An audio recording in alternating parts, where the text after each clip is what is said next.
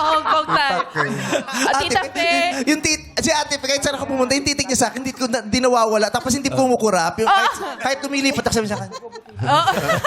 Oh, nagagandahan kasi sa sayo. Na-amaze. Nagagandahan ka ba sa akin o inuusog mo ko? Yung totoo. Para magpapalaway ako sa mamaya pagkatapos to. Bakit mo ba tinititigan si Vice, Oo. Ate Fe? Nagagandahan po ako sa Oh, yun oh. Sabi ko sa'yo, Brad eh. Don't mention, I get that a lot. Di ba quality, di ba ate? Anong pinakamaganda?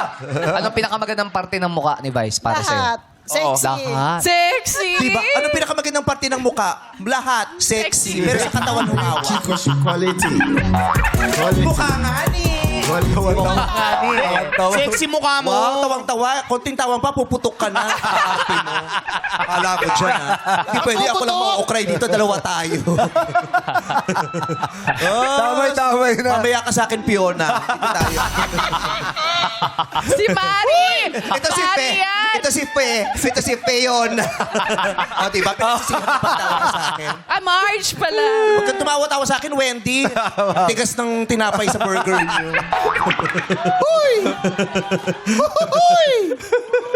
Okay. Ano to? Tawa lang tayo ng tawa. Overtime. Oh, ito na. Sino to si Fe? Si March eh. Pinagtatawa na niya ako, Feo. Di siya naniniwalang maganda ako tsaka sexy. Kausapin mo siya, Ano Fe. sasabihin mo, Ate Fe?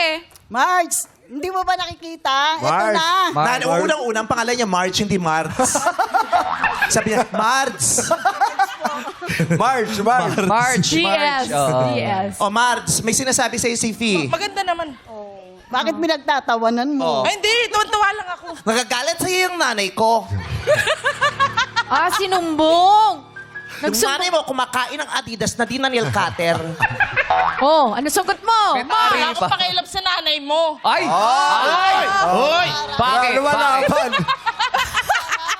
Hindi naman masakit. Pero pwedeng manakit.